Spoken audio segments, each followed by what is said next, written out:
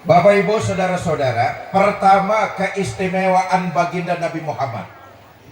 Nabi itu hidupnya sederhana, rumahnya kecil, tidurnya di atas pelepah daun korma, kadang-kadang sampai berbekas di pipinya yang mulia. Allahumma sholli wa sallim wa barik alaih. Penghulu para nabi dan rasul, hidupnya sederhana, rumahnya kecil, tidur bergeletak, beralaskan daun korma, sampai berbekas di pipinya yang mulia. Teruskan aja sendiri lah. Mau apa Muhammad? Segalanya aku berikan, asal bisa membuat hati kamu tenang. Mendapat selama masih ada satu saja akan tinggal kenangannya saja. Kenapa? Yang kaya bertambah kaya, yang miskin makin sengsara.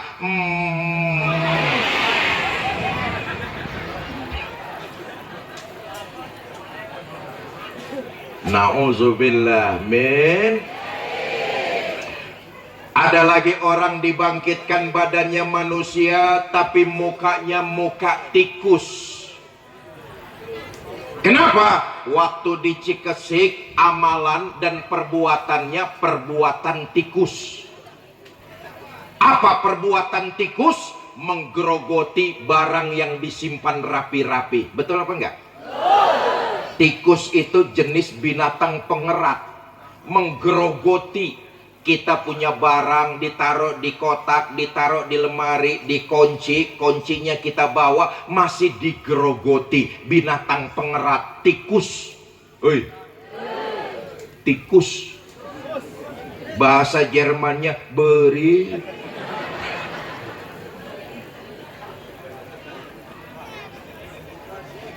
Uang rakyat disimpan baik-baik di bank, digerogotin. Tikus. Tikus.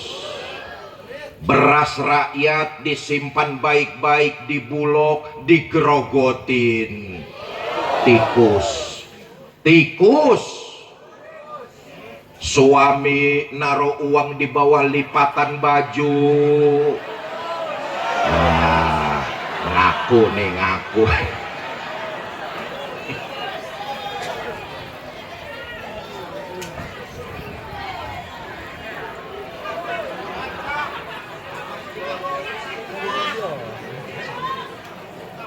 Dengan sholat yang baik dan benar, perbuatan keji tidak muncul ke permukaan. Maka mulai malam ini, kalau kita ingin di akhirat diaku sebagai umat Nabi, dirikan ibadah sholat yang berkualitas. Jelas? Jelas? Kita lihat lagi sejarah.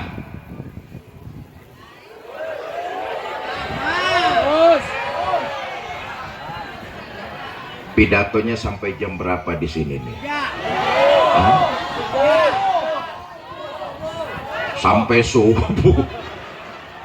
Ikut patungan 5.000 aja nawar pidatonya sampai subuh. Bapak Ibu saudara-saudara, kita lihat sejarah. Kita lagi maulid. Lihatlah sejarah. Manusia yang sholatnya paling khusyuk adalah baginda kita Nabi besar Muhammad SAW. Betul apa tidak? Manusia yang rukun syaratnya paling sempurna adalah Nabi Muhammad SAW. Manusia yang sholatnya paling lama kalau sendirian, baginda Nabi besar Muhammad SAW. Nah, ini jangan salah penafsiran nih. Kalau sholat sendirian boleh lama-lama, kata Nabi, karena Nabi mengerjakan itu tuh. Kalau sholat sendirian silakan berlama-lama. Kenapa? Sedang ngobrol dengan Allah. Betul apa tidak? Tapi kalau jadi imam, bawa gerbong, mimpin orang, Nabi juga ngajarin, iza amma ahadukumun nas falyukhaffif.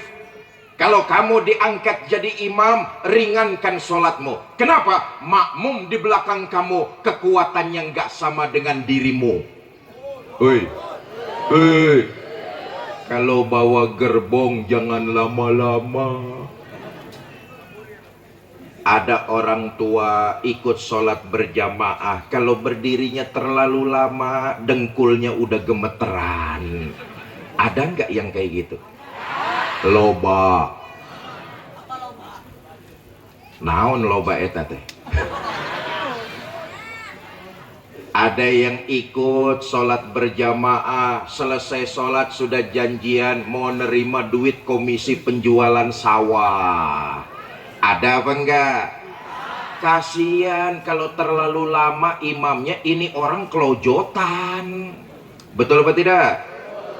Anak muda janjian sama pacar ketemu di jembatan habis sholat berjamaah, imamnya terlalu lama, turun hujan lebat, itu pacar hanyut di bawah banjir.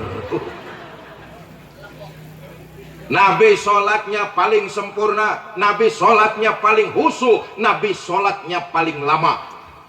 Entoh dalam kondisi demikian, sholat nilai-nilai yang terkandung di dalamnya diterjemahkan dalam kehidupan sehari-hari. Nah, ini penting nih. Saya pengen mengatakan begini, saudara, manusia yang diampuni dosanya cuma Nabi kita Muhammad Shallallahu Alaihi Wasallam. Yang datang ratusan orang malam ini nih, pernah punya salah apa enggak? Pasti berdosa apa tidak? Pasti. Saya nih Fikri Zainuddin MZ, salah dan dosa saya boleh jadi lebih banyak dari ibu dan bapak semua.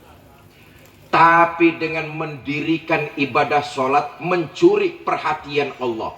Kenapa? Supaya Rahman dan Rahim Allah turun kepada kita. Curi perhatiannya dengan ibadah sholat. Nah, kita lihat. Nabi itu manusia yang dosanya sudah mendapat jaminan ampun. Liyaghfirallahu ma taqaddama min zambika wa ma ta'akhir. Muhammad, dosamu yang lalu, yang sekarang atau yang akan datang kalau memang ada, semuanya sudah mendapat jaminan ampun. Dosa sudah mendapat jaminan ampun, sholatnya malah makin luar biasa. Kalau ada orang Cikesik, dosanya sudah mendapat jaminan ampun, saya yakin mulai besok subuh itu orang berhenti sembahyang. Betul apa enggak? Nabi diampuni dosanya, tapi sholatnya luar biasa. Nah, kesimpulan pertama as-sholah nih. Kesimpulan, Bapak Ibu Saudara-saudara, orang yang sholatnya berhasil, kelihatan dalam kehidupan sehari-hari indikasi dan ciri-cirinya. Saya ulangi sekali lagi. Orang yang sholatnya berhasil kelihatan dalam kehidupan bermasyarakat sehari-harinya. Dia akan berusaha menjadi manusia yang lebih baik lagi dari hari sebelumnya. Itu sholatnya berhasil tuh. Tadi kita sholat Isya, maka malam ini kita harus menjadi manusia yang lebih baik dari kemarin malam. Oi, itu sholatnya berhasil. Kalau besok Allah berikan kita panjang umur, kita mendirikan ibadah sholat, maka besok malam kebaikan kita harus lebih bagus daripada malam ini. Itu sholatnya berhasil. Bu, sama ibu-ibu aja biar gampang contohnya nih. Istri yang sholatnya berhasil kelihatan dalam kehidupan berumah tangganya. Dia akan lebih bisa menghormati dan menghargai suaminya.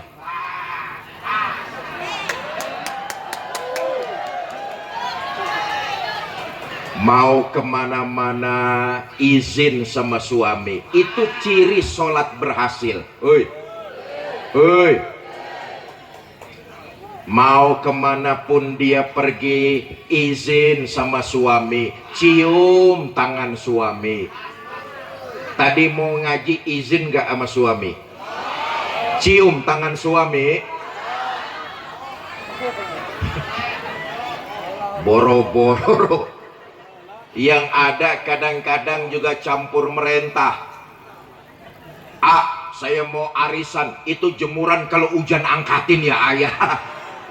Udah nggak cium tangan, campur merentah. Seorang istri yang sholatnya berhasil, kelihatan dia dalam kehidupan berumah tangga, dia akan lebih bisa menghargai dan menghormati suami. Kenapa? Seorang perempuan Ketika dia belum bersuami, maka mutlak tanggung jawab ada pada ibu dan bapaknya. Betul? Tapi ketika seorang perempuan telah bersuami, maka mutlak kewajibannya adalah berbakti kepada suami sejauh suami tidak melanggar perintah Allah. Itu mutlak tuh. Hei. Hei. Sebaliknya, cicing lah, cicing. Sebaliknya, seorang suami yang sholatnya berhasil, kelihatan juga dalam kehidupan berumah tangga, dia akan lebih bisa menghargai dan menyayangi istrinya.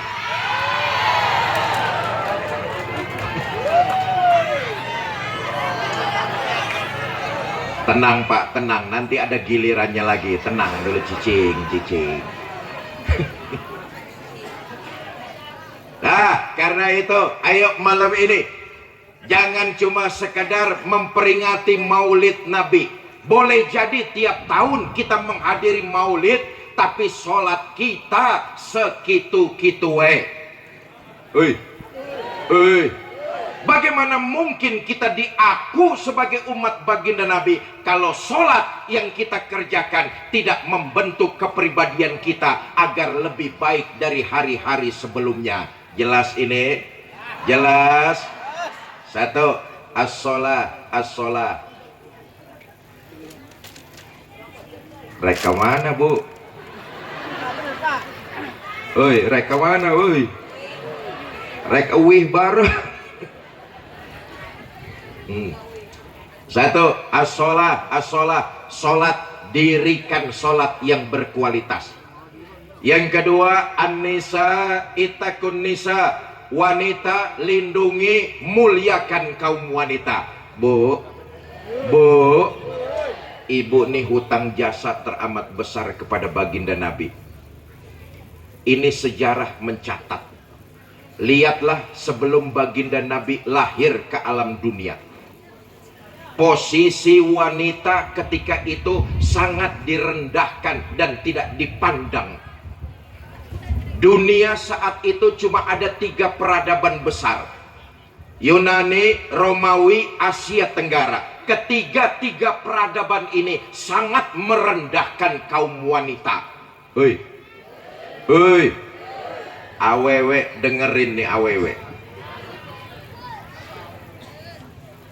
Di Yunani, seorang bapak boleh memperjualbelikan anak gadisnya. Na'udzubillah, summa na'udzubillah.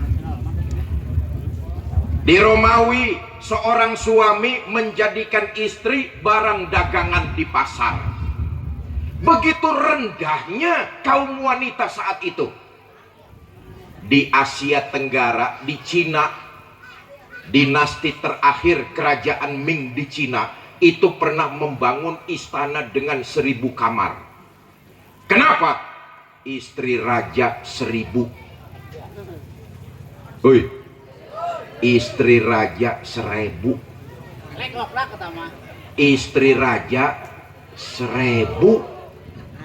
Duh, saya nggak bisa pikirkan kalau raja istrinya sampai 1000, itu raja kapan sempat pakai kolornya gitu.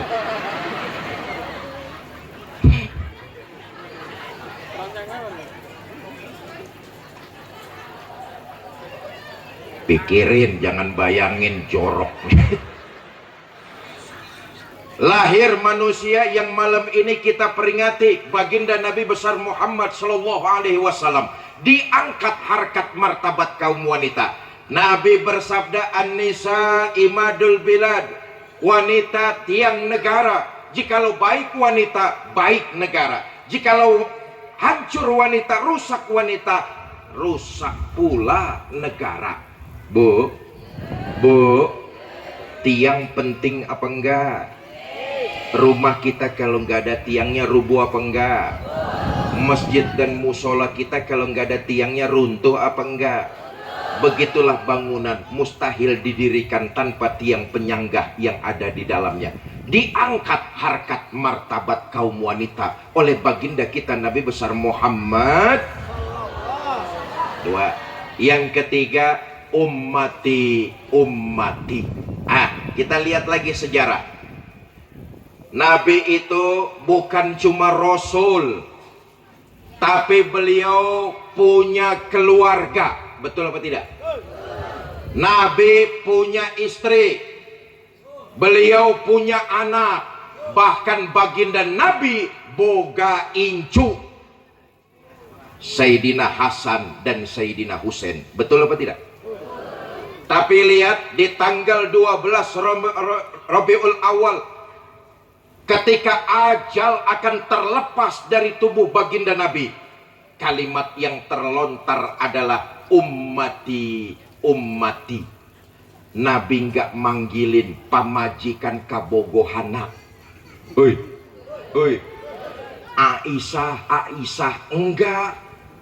Nabi nggak manggilin anak semata wayangnya Sayyidah Fatimah, enggak. Nabi nggak manggilin cucu kesayangannya Sayyidina Hasan dan Husain, enggak. Tapi yang dipanggil oleh baginda Nabi, ummati ummati, kita semua umat baginda Nabi besar Muhammad. Kesimpulan pertama, kalau kita pengen diaku dan mendapat syafaat dari baginda Nabi, sholat yang berkualitas harus terus kita tingkatkan. Sholat berkualitas kelihatan dalam kehidupan sehari-hari. Dia akan senang menebarkan kebaikan kepada siapapun juga. Nggak pernah pilih kasih dan nggak pernah pandang bulu. Maaf nih, kita sholatnya rajin, tapi kalau mau berbuat baik sering pilih kasih dan pandang bulu. Kalau sholatnya begitu, itu sholat tidak membentuk kepribadian. Maka sholat yang khusyuk dan berhasil, dia semangat menebarkan kebaikan, nggak pernah pilih kasih dan pandang bulu. Di sudut kota Madinah tuh ada orang Yahudi tua buta. Nih, sholatnya Nabi luar biasa, mengajarkan kepada kita selesai ibadah sholat, tebarkan kebaikan kepada siapapun juga. Di pojok kota Madinah ada Yahudi tua buta. Nabi datang ke sana. Apa yang dilakukan Nabi? Nabi berbuat baik sama Yahudi tersebut. Kita lihat nih, Nabi itu kan kelahiran orang Mekah, betul apa tidak? Ini orang asli orang Madinah. Kampungnya nggak sama, desanya berbeda. Nabi pemimpinnya orang beriman. Ini orang Yahudi kelotokan. Baginda Nabi sholatnya berhasil. Berbuat baik, nggak pilih kasih, nggak pandang bulu. Jangankan kepada orang beda kampung, jangankan kepada orang beda kabupaten, kepada orang beda agama, Nabi berbuat baik sama Yahudi tersebut. Nih Yahudi disuapin makanan sama Nabi. Karena buta, cuma ngandelin pendengaran.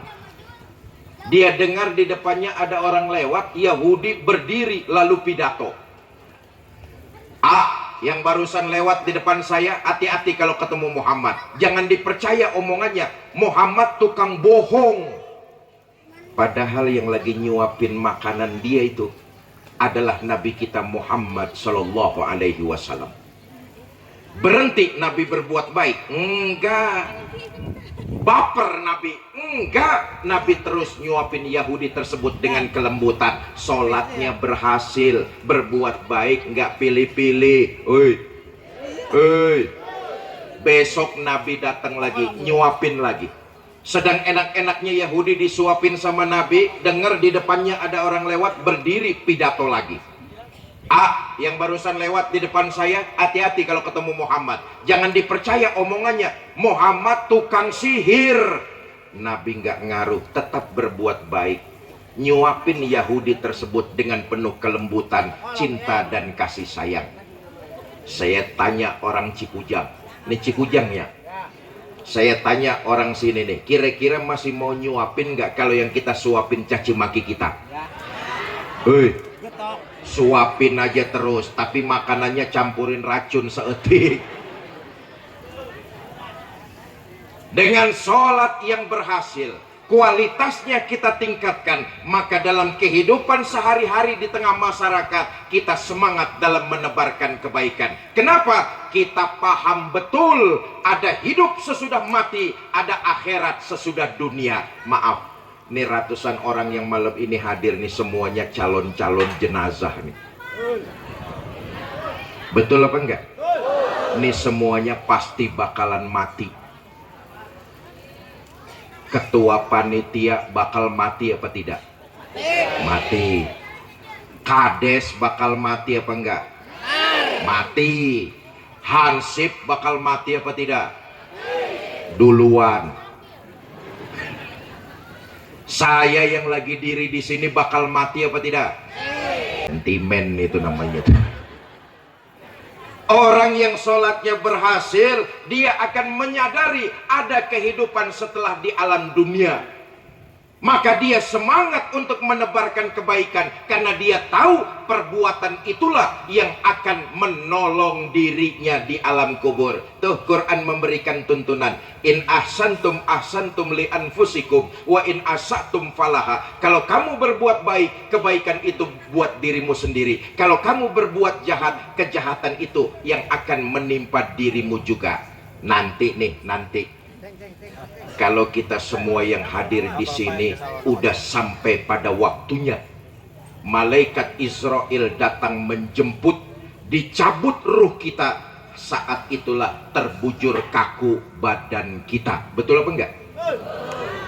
Badan kita ini berharga, dihormati orang, ditemenin orang, disanjung orang, karena di badan kita ini ada ruhnya.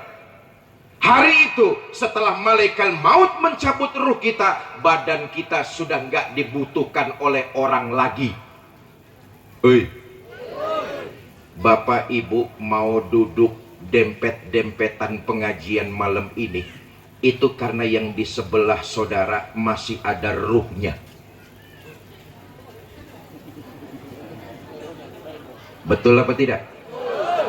Saudara bisa bayangkan, andai kata yang di sebelah saudara sudah nggak ada ruhnya, masih mau duduk dempet-dempetan? Ih, serem. Betul apa tidak? Hari itu pasti akan datang, semua kita akan mengalami. Kata Nabi, nanti kalau hari itu datang, kalau saat itu kalian jumpai, yang akan mengantarkan kalian ke kuburan cuma 3. Ahluhu wa maluhu wa amaluhu. Keluarga, harta, amal, perbuatan kita. Orang yang sholatnya berhasil, dia sadar betul akan hadis ini. Yang nganterin kita ke kuburan cuma 3. Harta, keluarga, dan perbuatan kita. Tapi sayang, yang 2 pulang. Siapa yang pulang? Ahluhu wa maluhu. Keluarga dan harta pulang. Harta yang kita cari siang malam pagi sore, boleh jadi rumah megah, mobil mewah, harta berlimpah, sawah pun hektaran. Kecuali yang kita sedekahkan di jalan Allah, semua akan kita tinggalkan, dan itu jadi rebutan ahli waris kita saja. Betul? Keluarga hari itu ternyata bagaimanapun cintanya mereka, nggak akan ada yang mau nemani kita masuk ke dalam kubur. Pak,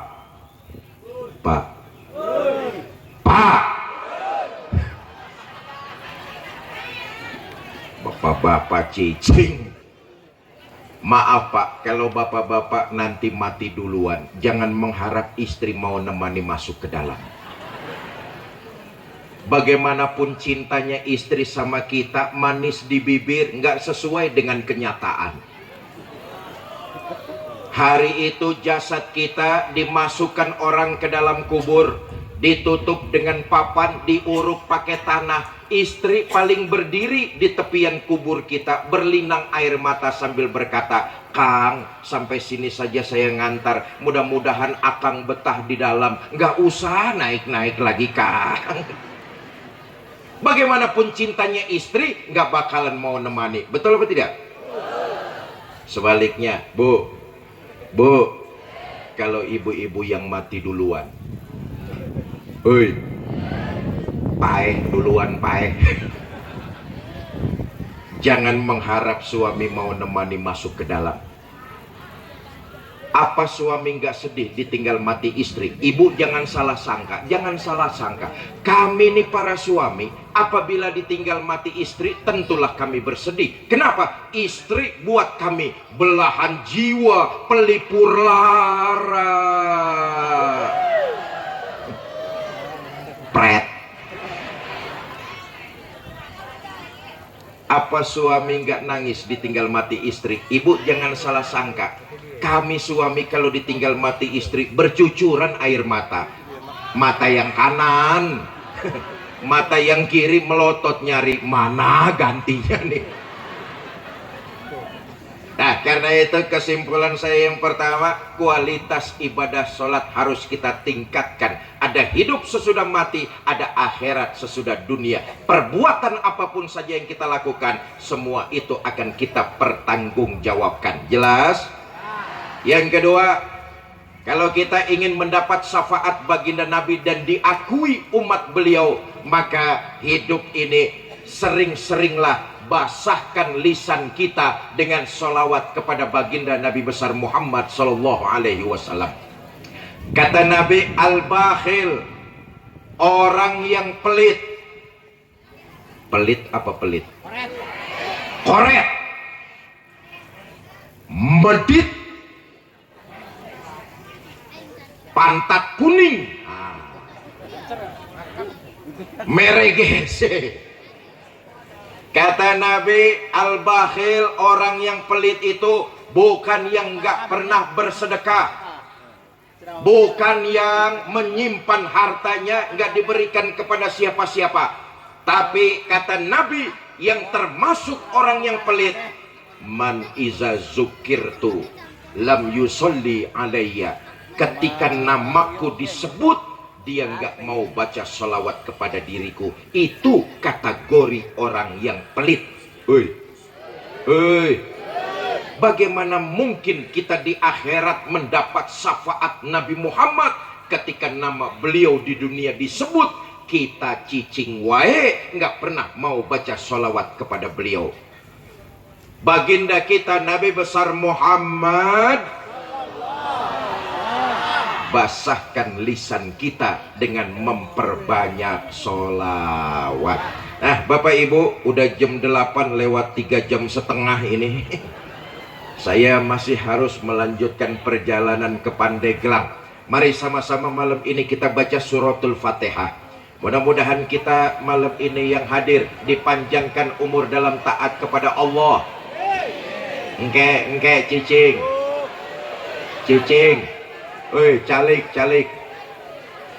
Calik, sekedap. Saudara, jangan dibiasakan bubar pengajian sebelum dibacakan doa. Orang Cikujang, orang yang taat kepada agama dan mengharap berkah dari guru-gurunya. Karena itu biasakan bubar setelah dibacakan doa. Doa dengan pengajian itu satu paket. Seperti orang berpakaian. Orang kalau berpakaian pasti pakai baju dan pakai celana. Pengajian juga begitu. Orang pengajian dan doa nggak bisa dipisah-pisahkan. Kalau ada orang yang bubar pengajian sebelum dibacakan doa, itu kayak orang berpakaian nggak komplit, pakai baju tapi nggak pakai. Awas, hati-hati loh. Ya, kita baca suratul Fatihah. Mudah-mudahan kita semua yang hadir di sini dipanjangkan umur dalam taat kepada Allah. Amin. Diberikan kita rumah tangga sakinah, mawadah dan rahmah. Dikaruniakan kita keturunan soleh dan soleha. Diwafatkan kita dalam kondisi husnul khatimah, mendapat syafaat dari Nabi kita Muhammad sallallahu alaihi wasallam. Bitilkan niyah sayulillahi lahumul Fatihah. Bismillahirrahmanirrahim. Alhamdulillahi rabbil alamin. Arrahmanirrahim. Maliki yaumiddin. Iyyaka na'budu wa iyyaka nasta'in ihdinas siratal mustaqim siratal ladzina an'amta 'alaihim ghairil maghdubi 'alaihim waladdallin. Rabbighfir lana wa liwalidayna amin. Ini saja yang dapat saya sampaikan, mudah-mudahan ada manfaat, lebih kurang saya mohon maaf. Wallahul muwaffiq ila aqwamit thoriq. Assalamualaikum warahmatullahi wabarakatuh.